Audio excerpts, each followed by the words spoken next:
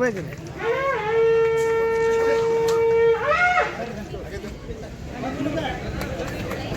ದೀಪವಿಂದ ದೀಪವ ಕತ್ತಬೇಕು ಮಾನವ. ಧನ್ಯವಾದಗಳು. ಕಾರ್ಯಕ್ರಮಕ್ಕೆ ಚಾಲನೆಯನ್ನು ನೀಡಿರ್ತಕ್ಕಂಥ ಒಂದು ತಿಂಗಳ ಕಾಲ ನಿರಂತರವಾಗಿ ಹರಭಜನ ಮುಕ್ತಾಯ ಸಮಾರಂಭದ ದಿವ್ಯ ಸಾನ್ನಿಧ್ಯ ಸ್ಥಾನವನ್ನು ಅಲಂಕರಿಸಿರ್ತಕ್ಕಂಥ ಕಾಲಜ್ಞಾನ ಬ್ರಹ್ಮಗುರು ವಿಶ್ವಕಾಲ ಶರಣಬಸವ ಶಿವಯೋಗಿ ಮಹಾಸ್ವಾಮಿಗಳು ಕಳ್ಯ ಸಂಸ್ಥಾನ ಮಠ ಕೋಡಿಮಠ ಇವರ ಪಾದಗಳಿಗೆ ಭಕ್ತಿಯಿಂದ ಹಣೆಮಣಿದು ಹಾಗೂ ನಮ್ಮೂರಿನ ಆರಾಧ್ಯ ದೇವ ಕಲ್ಲಿನಾಥ ದೇವರು ದಿಗಂಬರಿ ಮಠ ಇವರ ಪಾದಗಳಿಗೆ ಭಕ್ತಿಯಿಂದ ಹಣೆಮಣಿದು ಇನ್ನೋರ್ವ ಗಣಮಹಿಮ ಕೈಲಾಸನಾಥ ಮಹಾಸ್ವಾಮಿಗಳ ಪಾದಗಳಿಗೆ ಭಕ್ತಿಯಿಂದ ಹಣೆಮಣಿದು ಇವತ್ತು ಜಿಲ್ಲಾ ಉತ್ತಮ ಪತ್ರಕರ್ತ ಪ್ರಶಸ್ತಿಯನ್ನ ಪಡೆದುಕೊಂಡಿರ್ತಕ್ಕಂಥ ಶ್ರೀ ಅರುಣ್ ಅವ್ರ ಸಂಘ ಪತ್ರಕರ್ತರು ಇವರಿಗೆ ಸನ್ಮಾನ ನೀಡಿದ್ದಾರೆ.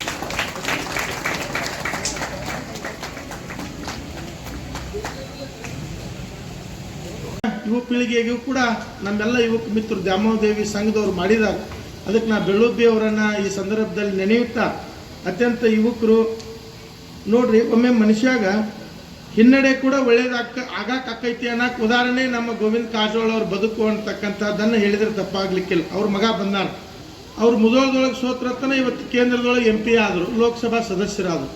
ಅದಕ್ಕೆ ನಮ್ಮ ಜೀವನದೊಳಗೆ ಏನೇ ಘಟನೆಗಳಾಗಲಿ ಆದರೆ ನಮಗೆ ಒಳ್ಳೇದಾಗಕತ್ತೈತಿ ಅಂತಕ್ಕಂಥದ್ದು ನಾವು ತಿಳ್ಕೋಬೇಕು. ಆದರೂ ಕೂಡ ಉಪಚುನಾವಣೆ ಇರುವುದರಿಂದ ಅವ್ರು ಬಂದಿಲ್ಲ. ಅವ್ರ ಮಗನಾಗಿರ್ತಕ್ಕಂತಹ ಉಮೇಶನ್ನ ಕಾರಜೋಳ, ನಾ ಅದನ್ನ ಕೇಳಿದೆ ಅವ್ರಿಗೆ, ಭಾಳ ದಿವಸ ಅವ್ರು ನಾವು ಭೇಟಿಯಾಗಿದ್ದಿಲ್ಲ. ಒಂದು ಸ್ವಲ್ಪ ಅರುಣ್ ಅವ್ರು ನಮ್ಮ ಜೊತೆ ಹಚ್ಚಿದ್ರು, ಸೇಮ್ ಟು ಸೇಮ್ ಕಾಣಕತ್ತೀರಿ, ನೀವೇನು ಅವ್ರು ಅಂತ ಕೇಳಿದೆ. ಇಲ್ರಿ ಗುರುಗಳ ನಾನು ರೀ ಅಂತ ಹೇಳಿದ್ರು. ಅಂದರೆ ಇವ್ರು ಸ್ಲಿಮ್ ಇದ್ರು, ಸ್ವಲ್ಪ ದಪ್ಪಾಗ್ಯಾರ. ಅಂದರೆ ಅವರು ಕೂಡ ಉದ್ಘಾಟನೆ ಮಾಡಿದರು. ಮತ್ತು ವೇದಿಕೆ ಮೇಲೆ ಇರ್ತಕ್ಕಂತಹ ನಮ್ಮೂರಿನ ಶರಣ ಸಮರ್ಪಣೆಯನ್ನು ಮಾಡ್ತಾ ಇದ್ದೇವೆ. ದಯವಿಲ್ಲದ ಧರ್ಮವದಾವುದಯ್ಯ, ದಯವಿರಬೇಕು ಸಕಲ ಪ್ರಾಣಿಗಳೆಲ್ಲರಲ್ಲಿ. ಬಸವಣ್ಣನವರು ಹೇಳ್ಕೊಂಡು ಬರ್ತಾ ಇದ್ದಾರೆ, ದಯವಿಲ್ಲದ ಧರ್ಮವದಾವುದಯ್ಯ, ದಯವಿರಬೇಕು ಸಕಲ ಪ್ರಾಣಿಗಳೆಲ್ಲರಲ್ಲಿ. ಅಂದರೆ ಮನುಷ್ಯನಾಗಿ ಹುಟ್ಟಿದ ಮೇಲೆ ದಯ, ಅಂತಃಕರಣ, ಪ್ರೀತಿ, ಪ್ರೇಮ ಇವುಗಳನ್ನು ಬೆಳೆಸಿಕೊಂಡಾಗ ಮಾತ್ರ ಈ ಮಾನವ ಜನ್ಮ ಸಾರ್ಥಕವಾಗ್ತಾ ಇದೆ. ಇಂಥ ಒಂದು ನಡೆಯನ್ನು ನಾವು ಪಾಲಿಸಿಕೊಂಡು ಬರಬೇಕಾಗಿರ್ತಕ್ಕಂಥ ಸಂದರ್ಭ ಬರಬೇಕಾದರೆ ನಾವು ಉತ್ತಮವಾದ ಸಂಸ್ಕಾರವಂತರಾಗಬೇಕಾಗ್ತದೆ. ಅಂಥ ಸಂಸ್ಕಾರವನ್ನು ಪಡೆಯಬೇಕಾಗಿದ್ದರೆ ನಾವು ಮಠ ಮಂದಿರಗಳ ದರ್ಶನ ಮಾಡಬೇಕು, ಗುರು ದರ್ಶನ ಮಾಡಬೇಕು, ಆಧ್ಯಾತ್ಮದ ಒಂದು ಆಚರಣೆಯನ್ನು ಮಾಡಿದಾಗ ಮಾತ್ರ ಈ ಒಂದು ಸಂಸ್ಕೃತಿ ಬರಲಿಕ್ಕೆ ಸಾಧ್ಯವಿದೆ. ಅದೇ ರೀತಿಯಾಗಿ ಒಂದು ತಿಂಗಳು ನಡೆದುಕೊಂಡು ಸ್ವಚ್ಛತೆ ಮಾಡಬೇಡಿ. ಇದು ಭಜನಾ ಶ್ರಾವಣ ತಿಂಗಳ ಒಂದು ತಿಂಗಳ ಪರ್ಯಂತ ಅಂದ್ರೆ ಮುಂಜಾನೆ ಹೆಸರಿನ 4 ಎದ್ದು ಜಳಕ ಮಾಡಿ ಒಂದು ತಿಂಗಳು ಪೂರ್ತಿ ಮಾಡ್ಬೇಕಿದನ್ನ. ಅಷ್ಟು ಸಲ ತಿಳ್ಕೊಬೇಡ್ರಿ ನೀವು. ಸಾಧಾರಣ ನೋಡ್ತೀವಿ ದಿವಸ ಒಂದು 100 ಮಂದಿ ಇದ್ದಿದ್ದಿಲ್ಲಿ ಭಜನದೊಳಗೆ. ನಾವು ಹೋಗಿಲ್ಲ, ಮೊದಲು ಮಾಡಿರ್ಲಿ 100 ಮಂದಿ ಭಜನೆ ಮಾಡ್ಕೊತ ಒಂದು ದೊಡ್ಡ ಶ್ರಾವಣ ತಿಂಗಳದೊಳಗೆ ಒಂದು 20 ವರ್ಷ ನಸೀನೆ ಹೋದ್ರೆ 8 ಗಂಟೆಗೆ ಮನೆಗೆ ಬರ್ತಿದ್ದೆವು. ಭಾಳ ಆಗಿತ್ತು, ಭಾಳ ಸುತ್ತಿಗೆ ಆಗ್ತಿದ್ದೆವು, ಭಾಳ ಲೇಟ್ ಆಗಿತ್ತು. ಇದಕ್ಕಿಂತ ನಮಗಿಂತ ಮೊದಲು ಮಾಡಿದವರು ಯಾರಪ್ಪ ಅಂದ್ರೆ ಹನುಮಂತ ಪವಾರ, ಸಿದ್ಧಲಿಂಗ ಮಠಪತಿ, ಮಳೆವಾಳೆ ಮಠಪತಿ, ಶೀಲಯ್ಯ ಶಿವಂತ ಮಠ, ಇನ್ನು ಕುಂಬಾರ ಒಬ್ಬರು ಬಂದ ಬಡಿಗೆ ಹನುಮಂತ, ಇವರೆಲ್ಲ ನಮಗಿಂತ ಮೊದಲನೇವರು ಭಜನೆ ಮಾಡಿದವರು. ನಾವು ಅವರ ಆ ನಂತರ ನಾವು ಒಂದು 20 ವರ್ಷ ಮಾಡೇವು. ಈಗ ಮತ್ತೆ ಹೊಸ ಭಾಳ ಚಾಲು ಐತಿ. ಇದು ಚಂದ ನಡೀಲಿ ಈ ಕಾರ್ಯಕ್ರಮ ಭಾಳ. ಯಾಕಂದ್ರೆ ಈ ಕಾರ್ಯಕ್ರಮ ಮಾಡ್ಕೊಂಡ ಮಕ್ಕಳಾಗಲಿ ಅಂತ 6 ಮಂದಿ ಹೊಟ್ಟಿರೋ ಒಂದು ಹುಳ ಹುಟ್ಟಲಿಲ್ಲ. ಆಲೋಚನೆ ಮಾಡಿ ನನಗೆ ಮಕ್ಕಳಾಗದೆ ಹೋದ್ರಿ ನಾಕು ಸಮಾಜಕ್ಕೆ ನಾನ ಒಬ್ಬ ಮಕ್ಕಂತ ಇಡೀ ತನ್ನೆಲ್ಲ ಆಸ್ತಿಯನ್ನು ಟ್ರಸ್ಟ್ ಮಾಡಿ ಸರ್ಕಾರಕ್ಕೆ DC ಆಗಲಿ ಕೊಡಲಿ ಅಂತ ಅಧೀನಕ್ಕೆ ಕೊಟ್ಟು ಕೇವಲ 300 ರೂಪಾಯಿಯನ್ನು ಕೊಟ್ಟು ಬೆಳೆಸಿದಂಥ ಸಂಸ್ಥೆ ಬೆಳಗಾವಿಯ ಕೇಲಿಯ ಸಂಸ್ಥೆ ಇವತ್ತು 30,000 ಕೋಟಿ ಆಸ್ತಿ ಆಯಿತು. ಲಿಂಗರಾಜ ಮಹಾರಾಜ ಬ್ಯಾಸಿಗೆ ಒಳಗೆ ಹೊಲದಾಗ ಮಾವಿನ ಗಿಡ ಬಿಡಕ್ಕೆ ಕುಂತಿದ್ದ. ಬ್ಯಾಸಿಗೆ ಗಾಳಿ ಹಿಡ್ಕೊಳ್ತಿದ್ದ. ಮಾವಿನಕಾಯಿ ಗಿಡ ಜಗ್ಗ ಬಿಟ್ಟಿತ್ತು. ದೊಡ್ಡ ಬೈಲ ಹೊಲ. ಒಂದು ಬಡ ಹುಡುಗ ಅಂಗಿ ಹರಿದಿತ್ತು, ಸೇಂಬಳು ಸೋರ್ತಿತ್ತು, ಸೊಣ್ಣನೂ ಹರಿದಿತ್ತು. ಹುಡುಗ ಮಗ ಕಪ್ಪಾಗಿತ್ತು, ಬಿಸಿಲಾಗ ಹೊಟ್ಟೆ ಹಸ್ಬಿಟ್ಟಿತ್ತು, ತುಟಿ ಒಣಗಿಬಿಟ್ಟಿತ್ತು. ಬಂದು ಮಾವಿನಕಾಯಿ ತಿನ್ನೋಣ ತಡಿ ಅಂತೇಳಿ ನಿಂತು ಗಿಡಕ್ಕೆ ಕಲ್ಲು ಹೊಡೆದ್ನಲ್ಲ, ಆ ಕಲ್ಲು ಹೊಡೆದಕ್ಕೆ ಮಾವಿನಕಾಯಿ 2 ಬಿದ್ದು ಕಲ್ಲು ಹೋಗಿ ಲಿಂಗರಾಜ ಮಹಾರಾಜನ ತಲೆ ಬಿತ್ತದು. ಮತ್ತು ಮಹಾರಾಜನ ತಲೆ ಕಲ್ಲು ಹೊಡೆದೆ ಅಂತ ಸುಮ್ಮನೆ ಕೆಲಸನ.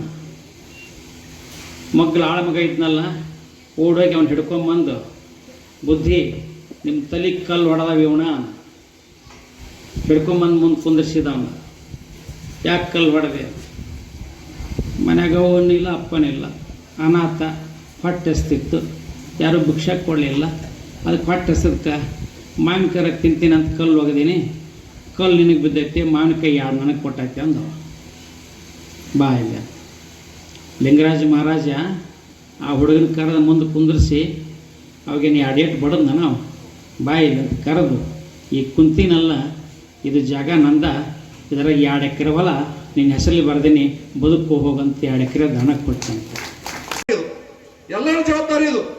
ಇದು ಇಲ್ಲದೆ ಹೋದಂದ್ರೆ ಮನುಷ್ಯ ಮುಂದೆ ಏನು ತಪ್ಪು ಮಾಡಿ ಅನಾಹುತಾಗಿ ಜೈಲಿಗೆ ಹೋಗ್ಬಿಟ್ಟಂದ್ರೆ ನೀವು ಗಳಿಸಿರ್ತಕ್ಕಂಥ ಆಸ್ತಿ ಇರ್ಬೋದು, ನಿಮ್ಮ ಬದುಕಿರ್ಬೋದು, ಎಲ್ಲವೂ ನಶ್ವರ ಕೇಳ್ಕೊಂಬರ್ರಿ ಹೋಗಿ ಅವ್ರಿಗೆ. ಇವತ್ತು ದರ್ಶನ ಬೆಟ್ಟ ಕೇಳಿ ನೋಡೋಣ, ಏನೋ ಒಂದು ಮೊಬೈಲ್ದಾಗ ಟೀಕೆ ಮಾಡಿತೇನೋ ಹೆಣ್ಮಗಳಿಗೆ. ಆ ಟೀಕೆ ಮಾಡಿದಕ್ಕೆ ಇಷ್ಟು ಶಿಕ್ಷಕ ಒಬ್ಬ PS ಆಗಿ ಹೇಳಿದ್ರೆ ಬುದ್ಧಿ ಹೇಳ್ತಿದ್ದ ಹುಡುಗಗೆ ಕೊಲೆ ಮಾಡುವಂಥದ್ದು ಹೇಳಿತ್ತಲ್ಲಿ ಕೆಲಸ. ಕೊಲೆ ಅಂತೂ ಮಾಡಲೇಬಾರ್ದು ಯಾರು ಕೂಡ. ನಾನು ನಂತಿ ಎಲ್ಲರಿಗೂ ಹೇಳ್ತೇನೆ, ನಾನು ದುಷ್ಟ ಇದ್ರೆ ಪ್ರೇರಣೆ ಕೊಡ್ರಿ, ಏನಾರು ಮಾಡ್ರಿ, ಕೊಲೆ ಮಾಡಿ ದಯವಿಟ್ಟು ಯಾರು ಎಂಥ ಶಿಕ್ಷೆ ಅನುಭವಿಸ್ಬೇಡ್ರಿ. ಅದೇ ಭಜನಾ ಸಂದೇಶ. ಭಜನೆ ಸಂದೇಶ ಏನು ಅಂತ ಹೇಳಿದ್ರೆ ಆವೇಶದಾಗ ಮನುಷ್ಯ ಮಾಡಿದ ತಪ್ಪಿಗೆ ನಿರಂತರವಾಗಿ ಇಡೀ ಜೀವನ ಪರ್ಯಂತರವಾಗಿ ಶಿಕ್ಷೆ ಅನುಭವಿಸ್ಬೇಕಾಗತ್ತೆ. ಆ 4 ಗೋಡೆ ಮಧ್ಯದಾಗ ಕುಂದ್ರ ಹೋಗಿ ನೋಡೋಣ ಗೊತ್ತಾಗತ್ತೆ. ನಾವು ದರ್ಗಾ ಜೈಲಿಗೆ ಹೋಗಿದ್ದು 1975 ಇಸ್ವಿ. ಇಂದಿರಾ ಗಾಂಧಿ ಅವರು ನಮಗೆ ಒಂದು ಆಶೀರ್ವಾದ ಮಾಡಿದ್ರು. ಅವ್ರ ಪುಣ್ಯದಿಂದ ಜೈಲು ನೋಡಿ ಬಂದೇವು ನಾವು. ಎಮರ್ಜೆನ್ಸಿ ತಗೊಂಡ್ಬಂದ್ರು ದೇಶಕ್ಕೆ ಎಮರ್ಜೆನ್ಸಿ ತಗೊಂಡ್ಬಂದಿದ್ರು ಅವರು. ಸುಮ್ಮನೆ ನಾವು ಜೈಲಿಗೆ ಹೋಗಿದ್ದಿಲ್ಲ, ಕೊಲೆ ಮಾಡಿ ಹೋಗ್ಬೇಕಲ್ಲ, ತುಡುಗು ಮಾಡಿ ಹೋಗ್ಬೇಕಲ್ಲ, ಅತ್ಯಾಚಾರ ಮಾಡಿ ಹೋಗ್ಬೇಕಲ್ಲ. ಅದಕ್ಕೆ ಇಂದಿರಾ ಗಾಂಧಿ ಧನ್ಯವಾದ ಹೇಳ್ತೇವ್ರಿ ಇಂದಿರಾ ಗಾಂಧಿ ಅವ್ರಿಗೆ. ಯಾಕಂದ್ರೆ ನಮ್ಮಲ್ಲಿ ಜೈಲಿಗೆ ಕಳಿಸಿದ್ರು ಅವರು. ಆ ಜೈಲು ನಮ್ಮ ಸಣ್ಣ ವಯಸ್ಸಿನೊಳಗೆ ಯಾವಾಗ 21ನೇ ವರ್ಷಕ್ಕೆ ಜೈಲಿನ ಸತ್ಯಗಳನ್ನು ತಿಳ್ಕೊಂಡು ಬಂದೇವು. ಹೀಗಾಗಿ ಅಲ್ಲಿರ್ತಕ್ಕಂಥ ಎಲ್ಲ ಕೊಲೆಗಾರರನ್ನು ದೂರದರ್ಶನ ಮಾಡಿ ನಾನು ಪುಂಡಿ ಬಿಸ್ ರಾಮನ್ ಹಿಡ್ಕೊಂಡು ಎಲ್ಲರೂ ಪುಂಡಿ ಬಿಸ್ ರಾಮನ್ ಹೆಸರು ನಿಮ್ಗೆ ಗೊತ್ತಿಲ್ಲ, ಭಾಳ ಪ್ರಶಸ್ತಿಗಳು ಪಡ್ಕೊಂಡು ಹೋಗಿರ್ತಕ್ಕಂಥದ್ದು, ನೋಡ್ಕೊತ ಬಂದಿರತಕ್ಕಂಥದ್ದು ಈ ಒಂದು ಕಾರ್ಯಕ್ರಮ. ಮತ್ತು ಸಾಧನೆ ಮಾಡಿರ್ತಕ್ಕಂಥ ಶಿಕ್ಷಕಿಯರಿಗೆ ಸನ್ಮಾನ ಮಾಡ್ತಕ್ಕಂಥದ್ದು ಮತ್ತು ಸಾಮಾಜಿಕ ಸೇವೆಯನ್ನು ವಿಶೇಷವಾಗಿ ಸ್ಮಶಾನದ ಸ್ವಚ್ಛತೆ ಮಾಡ್ತಕ್ಕಂಥ.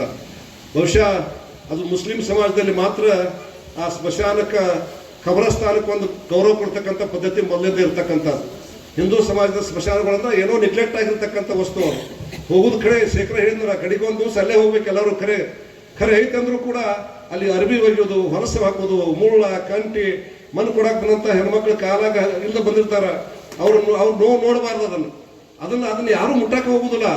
ಅದನ್ನು ಕೈ ಸ್ವಚ್ಛ ಮಾಡಬೇಕು ಅಂತ ಚಿಂತನೆಯಿಂದ ವೀರಭದ್ರ ಭಾಗಿ ಅವರು, ರಾಮಣ್ಣ ಉಪ್ಪಲ್ದನ್ನಿ ಮತ್ತು ಹಿರೇಮಠ ರಾಜಶೇಖರ್ ಅವರು ಎಲ್ಲ ಸೇರಿ ಅದು ಪ್ರತಿ ವಾರ ಒಂದು ಕಾರ್ಯಕ್ರಮ ಹಾಕೊಂಡಾರ. ಮಾದರಿ ಕಾರ್ಯಕ್ರಮ ತಾವೇ ಆಯ್ಕೆ ಮಾಡ್ಕೊಂಡಾರ.